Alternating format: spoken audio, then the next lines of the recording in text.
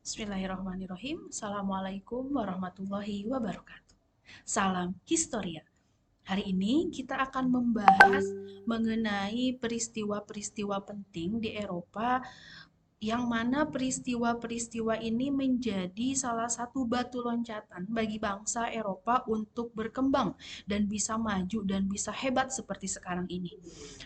Materi apakah itu? Materi bahasan kita hari ini yakni mengenai abad pertengahan dan era Renaissance di Eropa. Nah, sebelum kita lebih jauh membahas bagaimana kondisi Eropa ketika abad pertengahan, bagaimana kondisi Eropa ketika era Renaissance. Nah, kita lihat dulu nih kondisi Eropa di masa kini itu seperti apa, agar kita melihat betul perubahannya seperti apa ya. Nah, kondisi Eropa masa kini, Eropa ini mengalami suatu perkembangan yang sangat pesat dalam berbagai aspek kehidupan, baik itu dalam aspek politik, kemudian aspek ekonomi, aspek sosial, maupun budayanya. Luar biasa pesat. Sekarang kita tahu betul bahwa negara-negara Eropa sebagian besar menjadi negara-negara maju. Nah, potret kemajuan negara di Eropa ini selalu menjadi daya tarik bagi masyarakat-masyarakat di luar Eropa untuk berkunjung ke sana. Masyarakat mana saja? Tentunya masyarakat-masyarakat di Asia, di Afrika, dan juga di wilayah-wilayah lainnya. Ingin sekali berkunjung ke sana untuk melihat betapa hebatnya Eropa, ingin belajar dari Eropa bagaimana mereka membangun negaranya, membangun negerinya, membangun bangsanya. Nah, namun tahukah sebelum Eropa bisa tumbuh dan sehebat sekarang, Eropa ini pernah punya masa lalu yang kelam. Nah, pada materi ini kita akan bahas itu. Masa lalu yang seperti apa sih? Keterpurukan yang seperti apa sih? Sekelam apa sih sehingga Eropa ini di masa itu pernah berada pada titik terendahnya. Nah, itu berhubungan dengan materi kita hari ini. Abad pertengahan dan era Renaissance. Sebelum kita membahas lebih jauh mengenai bagaimana kondisi Eropa ketika abad pertengahan, nah kita perlu tahu dulu dasarnya. Kata kunci pada materi kali ini, yakni abad pertengahan. Apa sih abad pertengahan itu? Kenapa sih Eropa dilabeli mengalami zaman kegelapan pada abad pertengahan? Nah, kita kupas dasarnya dulu. Kita lihat pengertian abad pertengahan berhubungan juga dengan alasan kenapa sih disebut sebagai abad pertengahan. Jadi abad pertengahan ini adalah suatu periode di mana di Eropa terjadi suatu keterpurukan. Kapan ini terjadinya? Yakni sekitar abad ke-5 sampai dengan abad ke-14 Masehi. Di abad ke-5 sampai di abad ke-14 Masehi, Eropa sedang ada dalam fase zaman kegelapan. Bahkan mulai belinya mereka itu zaman kegelapan ya. Sekarang kita tarik garis waktu. Eropa di abad ke-5 sampai dengan abad ke-14 Masehi sedang ada dalam zaman kegelapan. Kita lihat Indonesia. Di abad ke-5 sampai dengan abad ke-14 Masehi, masih ingat apa yang sedang terjadi di Indonesia? Di abad ke-5 sampai dengan abad ke-14 Masehi, di Indonesia ini sedang berkembang kerajaan-kerajaan yang bercorak Islam, bercorak Hindu, dan juga bercorak Buddha. Di abad ke-5 dan 14 Masehi, kerajaan apa saja? Sriwijaya, Majapahit, kemudian Mataram, Mataram kuno, Mataram Islam, Kutai, Kerajaan Banten. Nah, kerajaan-kerajaan banyak sekali yang berkembang di abad ini, abad ke-5 sampai abad ke-14 Masehi. Bahkan setelah itu pun masih banyak berkembang kerajaan-kerajaan, terutama kerajaan Islam ya. Nah, kerajaan-kerajaan ini tidak sedikit membawa kemajuan-kemajuan terhadap kehidupan politik, ekonomi, sosial, budaya. Itu kondisi yang sedang terjadi di Indonesia pada abad ke-5 sampai ke-14 Masehi. Dua sisi yang berlainan, tapi ternyata sisi keterpurukan bangsa Eropa itu bisa menjadikan Eropa bisa sekeren dan sehebat sekarang. Berarti kita yang berada pada fase aman di abad ke-5 sampai abad ke-14 Masehi ini seharusnya harus bisa lebih baik dari bangsa Eropa. Ya, kita bisa. Kemudian, abad pertengahan ini mengacu pada periode pasca runtuhnya Kekaisaran Romawi. Jadi di abad kelima ini adalah fase pasca runtuhnya Kekaisaran Romawi. Sehingga ketika Kekaisaran Romawi runtuh, tidak ada lagi suatu kekuasaan yang bisa mengakomodir bangsa Eropa waktu itu. Sempat ada tapi tidak lama kekuasaannya. Nah, kemudian abad pertengahan ini juga mengacu pada periode sebelum munculnya era Renaissance. Renaissance ini apa? Abad pembaharuan. Renaissance terjadi abad ke-14. Jadi fase di mana setelah runtuhnya Kekaisaran Romawi dan fase di mana sebelum munculnya abad pembaharuan era Renaissance. Nah, bangsa Eropa menganggap periode setelah kejatuhan Roma ini sebagai zaman tengah dan menganggap fase ini sebagai abad ke-8, the Dark Age. Bangsa Eropa melabeli itu. Sekarang kita kupas segelap apa sih emang kehidupan di Eropa ketika abad pertengahan itu sehingga bangsa Eropa sendiri melabeli abad kelima sampai dengan abad ke-14 Masehi ini adalah sebagai fase kegelapan atau the Dark Age. Nah, kita lihat kondisi Eropa ketika abad pertengahan itu seperti apa. Pertama, ilmu pengetahuan. Ilmu pengetahuan pada abad pertengahan atau zaman kegelapan ini tidak berkembang sama sekali. Sehingga dilabeli gelap itu karena ilmu pengetahuannya tidak berkembang. Sedangkan dasar kehidupan itu berawal dari ilmu pengetahuan. Ilmu pengetahuannya saja dilarang untuk berkembang, maka manusianya pun akan sulit untuk berkembang. Sebab ilmu pengetahuan itu adalah suatu modal dasar dalam kehidupan. Kenapa sih ilmu pengetahuan bisa tidak berkembang di abad pertengahan ini? Ilmu pengetahuan itu betul-betul dibatasi. Siapa yang membatasi ilmu pengetahuan ini? Yakni gereja. Karena waktu itu kekuasaan dipegang oleh gereja. Kendali kehidupan sosial, ekonomi, politik dipegang oleh gereja. Dan dalam hal ini gereja menyimpang dari Alkitab. Itu sebabnya. Dan ilmu pengetahuan apapun harus berlandaskan kepada agama. Jadi ilmu pengetahuan dilarang untuk disebarkan, dilarang untuk dikembangkan selama ilmu pengetahuan itu bertentangan dengan gereja, bertentangan dengan agama. Nah, itu yang pertama, kondisi yang pertama. Ilmu pengetahuan sama sekali tidak berkembang. Kemudian kondisi yang kedua, mengenai kewenangan gereja. Jadi, ketika abad pertengahan itu, gereja mengatur segala aspek kehidupan dalam masyarakat. Baik itu aspek politik, ekonomi, sosial, budaya, dan lain sebagainya. Bahkan dalam pengambilan kebijakan sekalipun gereja terlibat di sana. Gereja mengambil peran di sana. Kemudian kondisi berikutnya. Gereja mengeluarkan surat pengampunan, yakni disebut dengan surat indulgensi. Tapi dengan syarat, orang yang meminta surat indulgensi atau surat pengampunan tersebut harus memberikan sejumlah harta yang ia miliki kepada gereja, tentu dengan syarat-syarat lainnya. Jadi dalam hal ini, berbagai hal itu diberlakukan untuk kepentingan gereja. Kemudian berikutnya, sanksi gereja. Jadi hal-hal yang dianggap merugikan atau bertentangan dengan gereja akan mendapatkan balasan. Maksudnya apa? Jadi ketika orang-orang Eropa waktu itu, khususnya ilmuwan-ilmuwan ya, ketika mereka mengeluarkan pendapat, mengeluarkan hasil risetnya, tapi hasil risetnya itu bertentangan dengan apa yang selama ini gereja pahami, maka apa yang terjadi? Gereja akan memberikan balasan terhadap orang tersebut. Orang tersebut dianggap sebagai pembangkang. Pernah terjadi berbagai kasus yang berhubungan dengan hal itu. Banyak ilmuwan-ilmuwan yang kemudian dihukum, diberikan sanksi, diberikan balasan pada abad pertengahan. Karena ilmuwan-ilmuwan ini dianggap sebagai sosok orang yang sesat dari gereja. Pendapatnya itu bertentangan atau berlainan dengan gereja. Pertama, tokohnya Galileo Galilei. Nah, Galileo Galilei ini memahami suatu teori yang berjudul teori heliosentris, di mana isi dari teori ini menyatakan bahwa pusat tata surya itu adalah matahari. Itu berdasarkan hasil risetnya.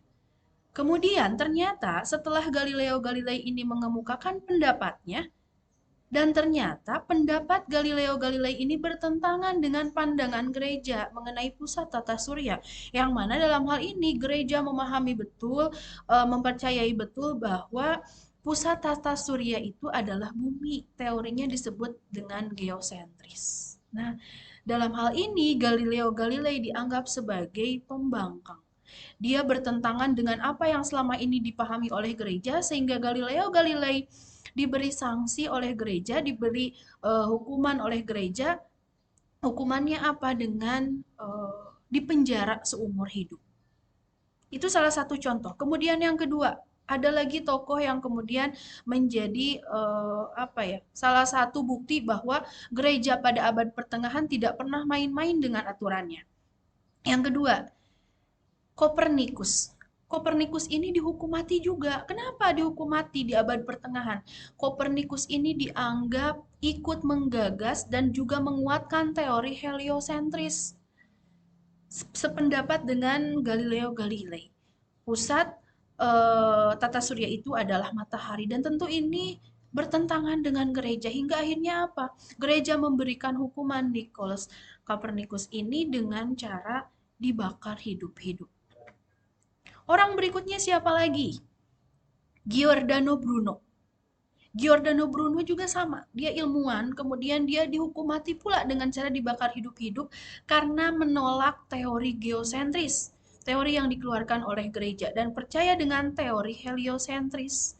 Kemudian ternyata Giordano Bruno ini juga dianggap bertentangan dengan gereja, sehingga apa? Gereja tidak segan-segan memberikan hukuman mati dengan cara dibakar hidup-hidup terhadap Giordano Bruno. Tokoh berikutnya siapa lagi? Hipatia. Hipatia ini pun sama, dihukum mati dengan cara diseret. Karena sering melakukan riset, dan beliau ini merupakan penggiat ilmu-ilmu multidisipliner. Kemudian penganut paganisme yang jelas ini bertentangan dengan gereja.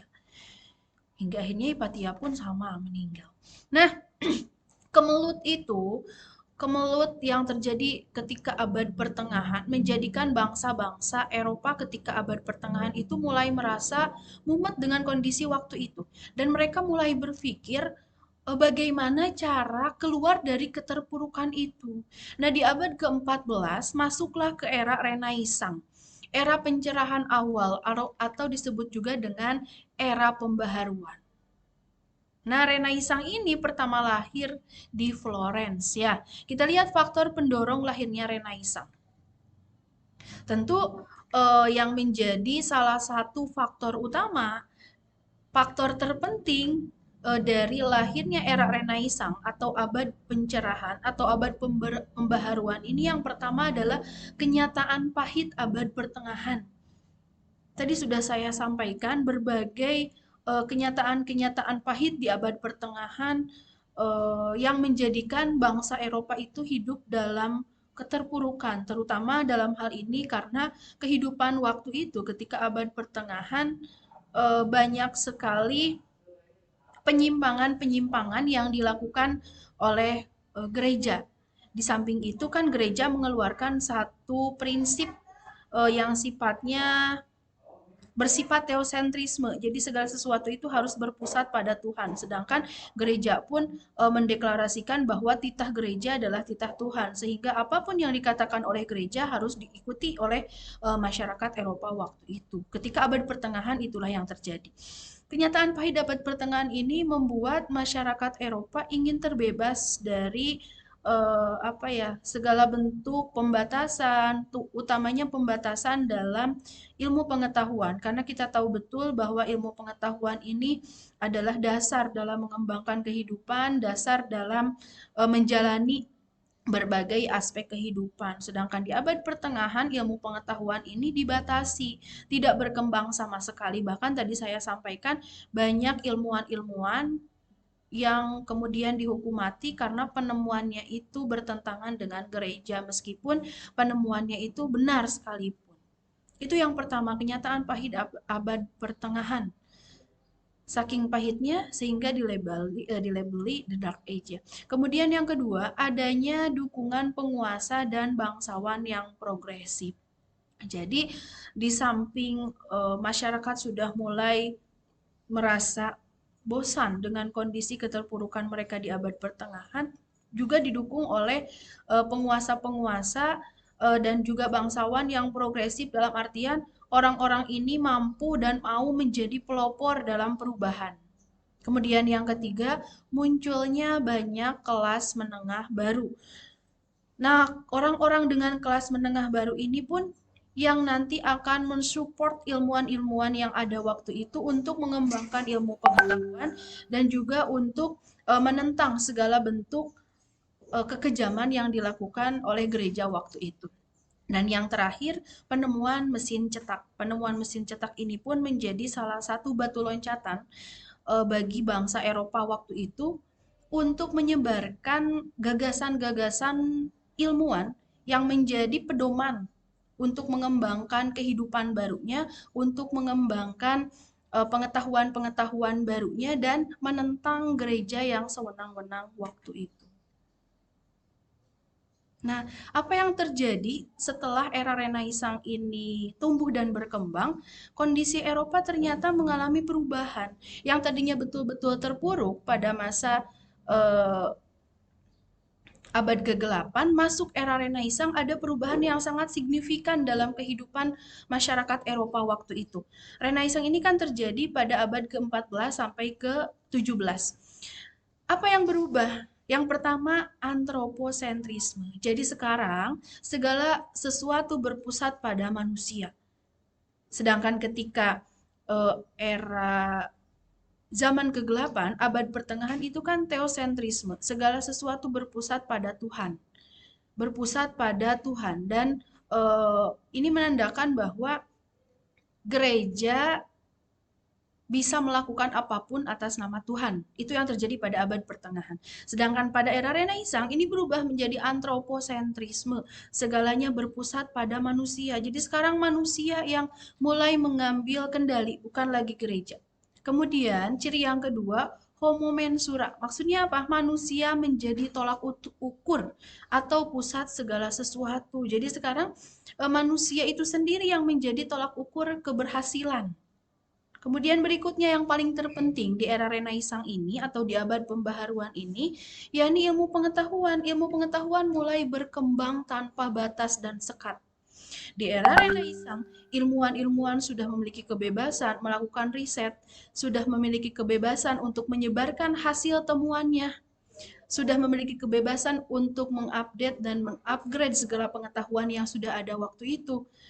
Memiliki kebebasan itu dan sekarang tidak ada lagi pembatasan-pembatasan yang dilakukan oleh gereja. Berikutnya, rasionalisme dan empirisme. Sekarang di era Renaissance, manusia mulai berpikir dengan rasional.